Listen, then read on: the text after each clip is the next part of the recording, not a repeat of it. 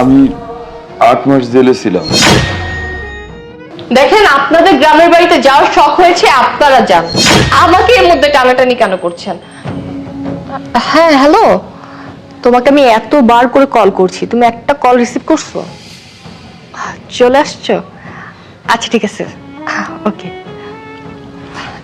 নাজিব আমাদের বাসার সামনেই আছে। তাই? কতদিন ধরে আমি আমার ছেলেটাকে দেখি। মা, বাবা কেমন আছো মা? আলহামদুলিল্লাহ ভালো আছি। তুই কেমন আছিস বাবা? ভালো আছি। আচ্ছা নাজিব, তুমি বিদেশ থেকে আসছো, তোমার লাগেজ কোথায়? তুমি খালি হাতে কেন?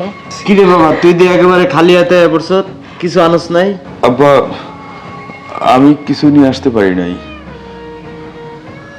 আমি 8 মাস জেলে ছিলাম। শুধু আমি না, আরো 12 জন, মোট 13 জন বাংলাদেশি আমরা জেলে ছিলাম। আমাদের আকামা শেষ হয়ে গিয়েছে, খেয়াল ছিল না, এই জন্য ধরে নিয়ে গিয়েছিল। আর কোনো কিছু নিয়ে আসতে পারিনি, টাকা পয়সা কিছু আনতে পারিনি আমরা, শুধুমাত্র প্লেন ফেয়ার দিয়ে পাঠিয়ে দিয়েছে। সংসারের এই অবস্থা। থাক বাবা, আমাদের কিছুই লাগবে না। তুই যে আসছিস এটাই আল্লাহ পাকের কাছে হাজার হাজার শুকরিয়া। না, কিন্তু বড় ছেলে হিসাবে আমার অনেক দায়িত্ব ছিল। আমি অনেক কিছু ভেবেছিলাম তোমাদের জন্য করব, কিন্তু কিছুই তো করতে পারিনি। থাক বাবা, তুই সুস্থ মতন ফিরে আইস, আমাকে টাকা পয়সার দরকার নাই। তুই যে ভালো আছ এটাই আল্লাহর কাছে লাখো শুকরিয়া। কি কও? ভাইয়া সমস্যা নাই, আল্লাহ আপনারা সুস্থভাবে আমাদের মাঝে ফিরাই নিয়ে আসছে, এটাই আল্লাহর কাছে লাখ লাখ শুকরিয়া।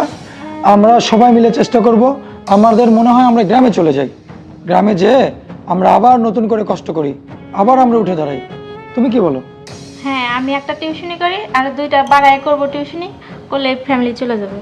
হ্যাঁ বাবা, জামাই বাবা ঠিক কথাই বলছে।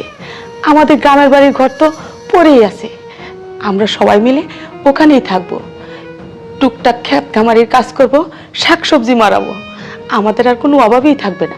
গ্রামের বাড়িতে দেখেন, আপনাদের গ্রামের বাড়িতে যাওয়ার শখ হয়েছে, আপনারা যান। আমাকে এর মধ্যে টানাটানি কেন করছেন? আর আমি এসব গ্রামের বাড়িতে যেয়ে থাকতে পারবো না। আর তোমাকে একটা কথা বলি নাজিম, তোমার ভঞ্জামাই তো একে আমাদের ঘাড়ে বসে বসে খাচ্ছে, এর মধ্যে কিনা সে একটা প্ল্যান করলো যে বাড়িতে গিয়ে ব্যবসা করে খাবে, আর তোমরা রাজি হয়ে গেলে। আর তোমার বোন নিজে তো ইন্টার পাস করেনি, সে আবার করবে টিউশনি। একটা টিউশনি তো আমি নিজে এনে দিয়েছি, আবার বাকি টিউশনি সে কোথা থেকে পাবে? মানে তোমাদের না প্ল্যান দেখলে না আমার জাস্ট মাথাটা ঘুরে, বুঝছো? আর যাই হোক, তোমাদের সাথে না আমি এই সমস্ত গ্রামে যে থাকতে পারবো না, আমার সাথে না গ্রামটা যায় না। আর নাজিম, তুমি খুব ভালো করেই জানো যে আমি কোন ফ্যামিলি থেকে এসেছি, আমার সাথে না গ্রামের বাড়িতে যে থাকাটা চলে না। আর আমার রেগুলার পার্টি, ফ্রেন্ড সার্কেল এগুলো ছেড়ে আমি গ্রামে যাবো? তোমাদের মনে হয় মাথা খারাপ হয়ে গেছে। আর শোনো, একটা কথা আমি ক্লিয়ার করে বলে দিই, আমি এত ঘুরিয়ে পেঁচিয়ে কথা বলতে পছন্দ করি না। আমার মনে হয় তোমার সাথে সংসার করা হবে না, আর আপনাদের ছেলের সাথে আমি আর সংসার করতে পারবো না। তাই তোমাকে লাস্ট বারের মতো একটা কথা বলছি, আমি আজকে এই মুহূর্তে এখান থেকে চলে যাব, তুমি আমাকে ডিভোর্স পেপারটা পাঠিয়ে দিও।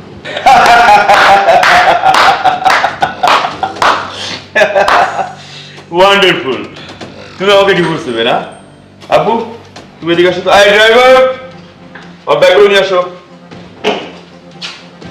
আমি আগে থেকেই জানতাম যে তুমি প্রচন্ড লোভী এবং স্বার্থপর একটা মেয়ে, তাই তোমার জন্য এই ছোট্ট একটু নাটক করলাম। অবশ্যই একটু কষ্ট হয়েছে, তারপরে করলাম।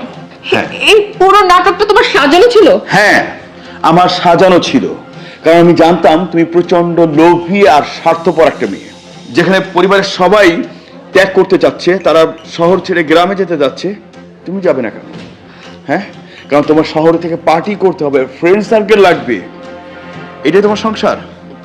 তোমার আমার প্রতি কোনো ভালোবাসা, মায়া কোনো কিছুই তোমার নেই। তাই এই জন্যে ডিভোর্স লেটারটা তুমি পেয়ে যাবে। যাও, তুমি বাপের বাড়ি যেতে চেয়েছিলে না, চলে যাও। নাজিম, নাজিম, আমার ভুল হয়ে গেছে, তুমি আমাকে মাফ করে দাও। আমি না বুঝতে পারিনি, তুমি না আমাকে এখন নিজের হাতে আমার অন্যায়টা ধরিয়ে দিলে। তুমি আমাকে মাফ করে দাও। আমি তোমাকে ছেড়ে থাকতে পারবো না নাজিম। আমার ভুল হয়ে গেছে, আমি আর কোনোদিনও এরকম করবো না। মা মা আপনি একটু নাজিমকে বুঝান মা। বাবা, বৌমারে তুই একটা সুযোগ দে। ও ছোট মানুষ, ও না হয় ভুল করছে, ওই ভুল শুধরানোর জন্য একটা সুযোগ অন্তত দে। নাজিম লাস্ট একবার তুমি আমাকে মাফ করে দাও। আচ্ছা ঠিক আছে, আমি জানি তুমি আমাকে ভালোবাসো, কিন্তু তোমার কিছু ফ্রেন্ড সার্কেল, পার্টি শার্টি এগুলোর জন্য তুমি অনেকটা বিগড়ে গিয়েছো। আমরা কেমন যাচ্ছি না, এখানেই থাকবো।